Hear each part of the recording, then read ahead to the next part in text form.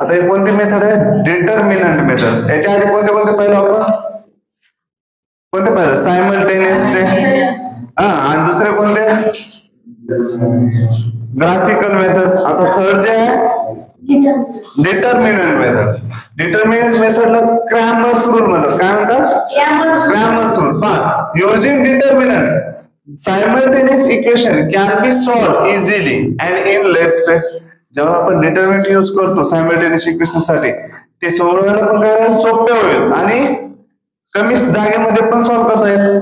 आणि नेक्स्ट काय म्हणलं? This method is known as determinant method. आणि याच मेथड आपण काय म्हणतो? Determinant method. आणि काय सांगितलं? This method was first given by Swiss mathematician Gabriel Cramer. आणि हे जे मेथडचा काय शोध लावलेला कोण आहे? हे मेथड जे बनवलेले आहे पण Swiss mathematician Gabriel Cramer. So it is also known as Cramer's method. आणि याच म्हणजे गॅब्रियल जो आहे सायंटिस्ट, तो मेथड हे काढलेला आहे आणि त्याने त्याच्याच नावानं काय दिलं? Cramer's method. To use Cramer's method, the equation are written as a1x plus b1y equal to c1 equation, a2x plus b2y equals to c2. मग याला इक्वेशन नंबर काय दिला? First a1x plus b1y equal to c1 आणि a2x plus b2y equal to c2. Equation number second. मग नंतर here x and y are variables. आपण याआधी पण पाहिलेलं आहे लिनिअर इक्वेशन व्हेरिएबल मध्ये. जसं आपण दिलेलं होतं पहा इक्वेशन कोणते होते? 2x plus 3y equal to 5 आणि 5x plus 2y equal to 3 आहे. आता हे जे 2 आहे म्हणजे हे काय राहणार?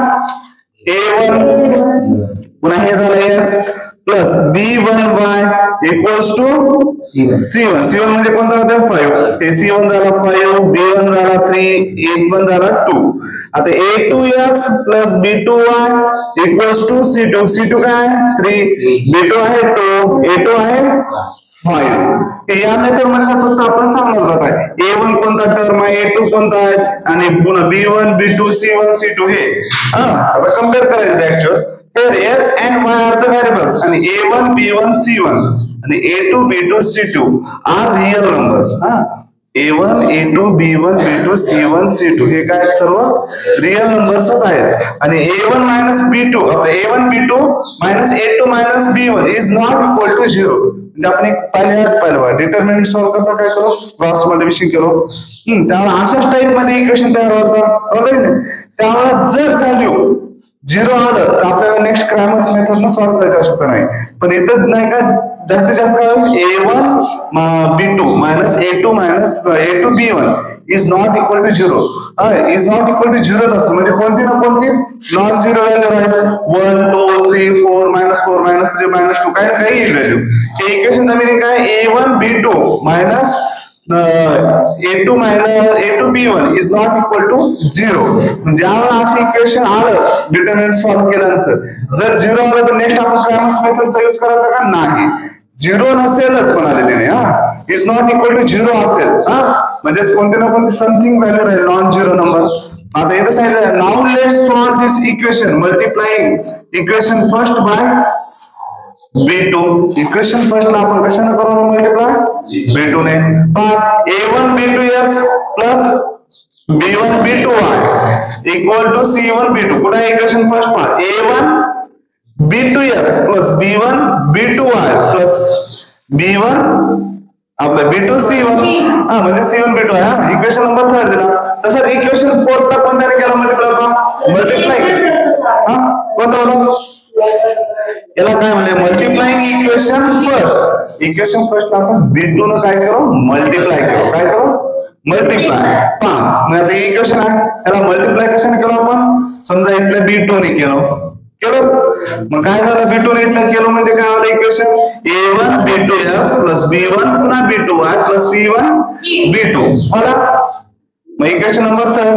मग नंतर इथल्या b1 ला काय करणार? या सेकंड इक्वेशनला मल्टिप्लाय. जे आपण आधी सॉल्व्ह केलं ते फक्त इथे या मेथड मध्ये सांगितलं काय केलं काय नाही. आता पुन्हा b1 ला करायला आपण सेकंड इक्वेशनला मल्टिप्लाय b1 ला multiplying equation second. Equation second ला काय करायला आपण या b1 न मल्टिप्लाय करा, इथलेच केलं ते टर्म कॅन्सल होतील ना. a2x plus a2 b1x plus b2 b1y equal to c2 b1. पहा याच्यात जर b1 न मल्टिप्लाय केलं a2 b1x पुन्हा b2 b1y पुन्हा b2 b1 c2 येते की नाही. इक्वेशन नंबर कोणता आला? फोर्थ इक्वेशन तयार झाला. आपण हे इथल्या टर्म न या इक्वेशन फर्स्ट ला मल्टिप्लाय केलं आणि पुन्हा इथल्या इक्वेशन सेकंड ला b1 न मल्टिप्लाय केलं तरच हे b1 वाले टर्म काय होणार? कॅन्सल होईल. मग आता इथं तेच करायचं आपल्याला. मग इथे इक्वेशन नंबर 4 दिलं. बस ना बघा, बस की फक्त बोललो का. Subtracting equation 4 from third. Equation 4 कशातून सबट्रॅक्ट करावं? थर्ड मधून. म्हणून इथे दिलं पहा third equation a1 b2x plus b1 b2y equal to c1 b2 आणि नंतर काय a2 b1x आणि काय a2 b1x plus b2 b1y equal to c2 b1. Subtract म्हणल्यावर काय झालं? इथं सबट्रॅक्शनचा साइन दिला पण इथला काय होतं? प्लसचा मायनस, पुन्हा इथल्या प्लसचा मायनस, इथल्या प्लसचा मायनस झाला. मग नेक्स्ट काय होणार? इथं काय केलं? जाऊ शकतो b1 b2 आणि b2 b1 हे काय झालं? कॅन्सल झाला. मग काय होणार? पहा a1 आणि नंतर कोणता आहे? कोणता इथला b2 कुठे आहे? पहा हे b2 मायनस हे मेथड आहे a1 b2 आणि a2 मायनस b1 इथे लिहिलेलं आहे. या दोघांतून काय निघालं बाहेर? कॉमन. यस. फक्त आपण व्हर्टिकल मेथडला काय केलं? हॉरिझॉन्टल मेथड मध्ये मांडलं फक्त एवढं. इथलं तर कॅन्सल झालं ना तर b1 b2y b2 b1y तेच झालं नाही म्हणून हे झालं कॅन्सल. तर याला काय लिहिलं आपण? a1 b2 minus a2 b1 आणि हे x काय केलं? ब्रॅकेटच्या बाहेर कॉमन काढलो इक्वल टू इथं काय c1 b2 minus c2 minus b1. मग नेक्स्ट काय होतं? इथं x बरोबर आता एवढा टर्म जो इंटू मध्ये x च्या तिकडे गेल्यावर काय होतो? डिवाइडला राहतो. मग डिवाइडला गेल्यावर काय झालं? इक्वेशन तयार x equal to c1 b2 minus c2 b1 a1 b2 minus a2 b1. Equation number काय झाला? 5. मग सिमिलरली y चं पण तसंच इक्वेशन तयार होईल का नाही? जर समजा a1 ने आपण ह्या इक्वेशनला मल्टिप्लाय केला पुन्हा a2 ने या इक्वेशनला मल्टिप्लाय केला सेम साइन असल्यामुळे काय केलं आपण? सबट्रॅक्शन. मग आता इथं काय होईल? त्याच्यानुसार बी इक्वेशन तयार होईल का नाही? सेम. फक्त इथं आलं काय केलं बघा a1 c2 minus a2 c1 divided by a1 b2 minus a2 b1 equation number 6. Fifth जसं सॉल्व केलं तसं 6 पण इक्वेशन सॉल्व करून काय फायनल इक्वेशन हे वाले ना 6th इक्वेशन. मग इथं काय to remember and write the expressions. आता पहा c1 b2 minus c2 b1 c1 b2 minus c2 b1 आणि नंतर काय a1 b2 minus a2 b1 आणि a1 c2 minus a2 c1. We use the determinant. हे प्रत्येक टर्मसाठी काय आलं? एक डिटरमिनंट तयार झाला. या तिन्ही टर्म पण आता use the determinants. Now a1x plus b1y equal to c1 ह्या इक्वेशन नुसार आणि नंतर a2x plus b2y equals to c2 ह्या इक्वेशन नुसार काय आलं? डिटरमिनंट लिहिलं. पण आता वी कॅन राईट 3 कॉलम्स. कोणते कॉलम्स आहेत? a1 a2 b1 b2 c1 c2. मग पहा the values x, y in equation 5th and 6th याच्यातले व्हॅल्यू जे आता x आणि y चे आपल्याला काढायचं 5th आणि 6th इक्वेशन पासून. मग रिटर्न युजिंग डिटरमिनंट्स ऍज फॉलोइंग. डिटरमिनंट्स करणार आहोत. पहा x इक्वल टू काय आलेलं आहे इक्वेशन? पहा c1 b2 minus c2 b1 divided by a1 b2 minus a2 b1 आहे. याला आपण आता डिटरमिनंट मध्ये कसं दिलं? पहा कोणतं आपल्याला step by step. 5th equation आला 6th इक्वेशन आला. आता आपण डिटरमिनंट मध्ये कसं मांडलो हे सांगितलं. याच्या आधी हे का करावं ह्याच्या बाबतीत रिझन दिलेला आहे. हे कोणत्या इक्वेशन नुसार? To remember and write the expression c1 b2 minus c2 b1 a1 b2 minus a2 b1 c2 a1 c2 minus a2 c1. We use the determinant. या इक्वेशन पासून यूज करायला काय? डिटरमिनंटचा यूज करावा. हे डिटरमिनंटचा यूज होणार step आलेला आहे तुम्हाला सांगतो ना. पहा यूज द डिटरमिनंट्स. नाव हे इक्वेशन कोणते होते पहिले आपले स्टार्टिंग? फर्स्ट आणि सेकंड हे दिलेलं आहे, पण याच्यात एक काय सांगितलं की आपल्याकडे 3 कॉलम कोणते असणार compulsory A1 A2 B1 B2 C1 C2. पहा कसं का माहिती आहे का पहा याच्याच कॉलम तयार केले हे A1 A2 बघा पुन्हा B1 B2 चा एक कॉलम तयार झाला C1 C2 चा कॉलम ते या इक्वेशन नुसार लिहिलेलं आहे कळलं. बरं आता पहा दुसरा आता दुसरा पहा याच्यामध्ये काय सांगितलं की the values x y in the equation 5th and 6th x आणि y इक्वेशनची व्हॅल्यू काढायला आपण 5th आणि 6th इक्वेशन पासून. आता इथं काय केलेलं आहे are written using the determinant as following. आता डिटर्मिनंट यूज करायचं आपल्याला इथं x इक्वल टू हे इक्वेशन दिलं 5th इक्वेशन आहे.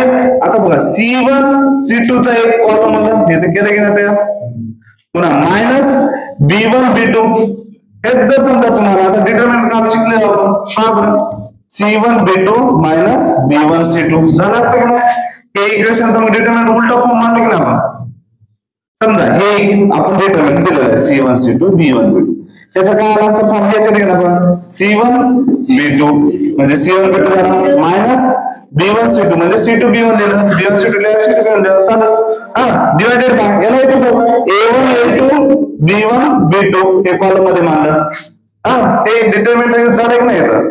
नेक्स्ट तसाच y इक्वल्स टू काय A1 C2 minus A2 C1 divided by A1 B2 minus A2 B1 या 6th इक्वेशन नुसार एक कॉलम काय आला तयार होता याचा डिटर्मिनंटचे पॉवर A1 A2 आणि C1 C2 आणि नंतर काय A1 A2 B1 B2 हे y इक्वेशन नुसार तयार झाला.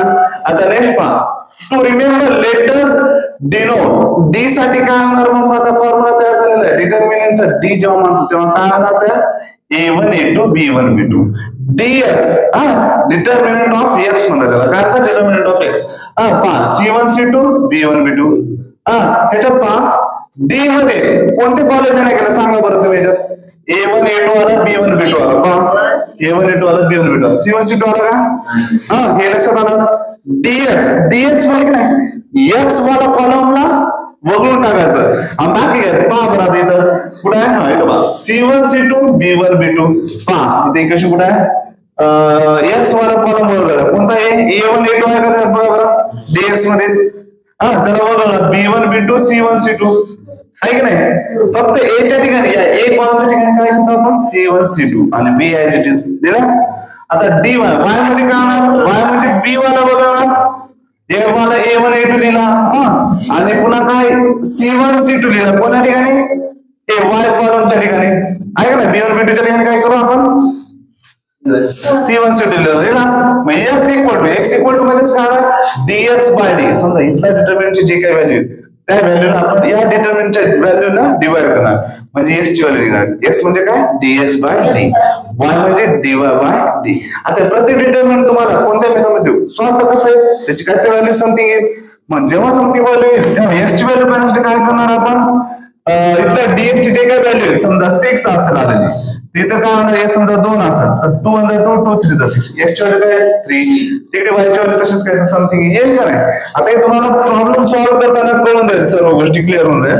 आता इथं पहा for writing d dx and dy remember the order of columns पहा हे कॉलम्स काय A1 A2 B1 B2 C1 C2 हे d dx आणि dy डिटर्मिनंट करताना पुन्हा डिटर्मिनंट ऑफ x करताना डिटर्मिनंट ऑफ y करताना हे आपल्याला कॉलम जे दिलेले ऑर्डर ऑफ कॉलम हे यूज करायचं A1 A2 B1 B2 C1 C2 मग इथं काय from the equation A1x B1y equal to C1 आणि A2x B2y equals to C2 we get columns कोणते तयार झाले ते कॉलम A1 A2 पुन्हा B1 B2 आणि C1 C2 मग इथं in the D in D म्हणजे determinant D the column of the constant C1 C2 is omitted. पहा बरं या दोन इक्वेशन मधून त्याच्यातून C1 C2 ला ओमिट केल्यानंतर कोणता तयार झाला A1 A2 B1 B2 झालाय का नाही डिटर्मिनंट D मध्ये कोणता ओमिटेड केला पोर्शन आपण C1 C2 कॉलम 1 आणि कॉलम 2 आहे ना मग नेक्स्ट पहा in DS the column of the coefficients of x dx म्हणजे डिटर्मिनंट ऑफ x मध्ये याच्यात काय कराल बघा in the dx column of the coefficients of yes A1 A2 पहा बरं हे A1 A2 जे आहे DS मध्ये काय करालो रिप्लेस करालो कोणाला कोणत्या त्याला C1 C2 ला पहा बरं ह्या A1 A2 च्या ठिकाणी आपण काय लिहिलो C1 C2 रिप्लेस केलं की नाही dx x determinant of x मध्ये नाही x ला ओमिट करून टाकू x सोबत कोणते असतात A1 A2 असं म्हणून इथं काय म्हणलेलं आहे in the dx column of the coefficient of x A1 A2 is replaced by C1 C2 and in dy the column of the coefficients of y आता determinant of y y म्हणजे काय ना y सोबतचे कोणते असतात term B1 B2 कॉलमला replace कोणासोबत झाला C1 C2 सोबत हे तुम्हाला ऑलरेडी एक्सप्रेशन मी सांगितलेलं आहे सर्व गोष्टी पण इथं तुम्हाला त्याचे काय केलं पॉइंट मध्ये पॉइंट दिलेले आहेत की सांगितलंय की डी मध्ये आपण C1 C2 काय करावं ओमिट म्हणजे काढून टाकणे आणि नंतर dx म्हणजे काय डिटरमिनंट ऑफ x मध्ये काय करावं A1 A2 ला रिप्लेस कोणासोबत करावं C1 C2 सोबत आणि डिटरमिनंट ऑफ y म्हणजे dy सोबत काय करावं आपण B1 B2 ला C1 C2 सोबत रिप्लेस करावं हे आता यावर उद्या डिटरमिनंट मेथड म्हणजे ग्रामर सुरू आपण उद्या प्रॉब्लेम घेऊ हे समजलं का व्यवस्थितपणे सर्व काय अडचण असतं विचारू शकतो बरं काय अडचण आहे काय सांगा म्हणलं तर सांगतो वेळ आहे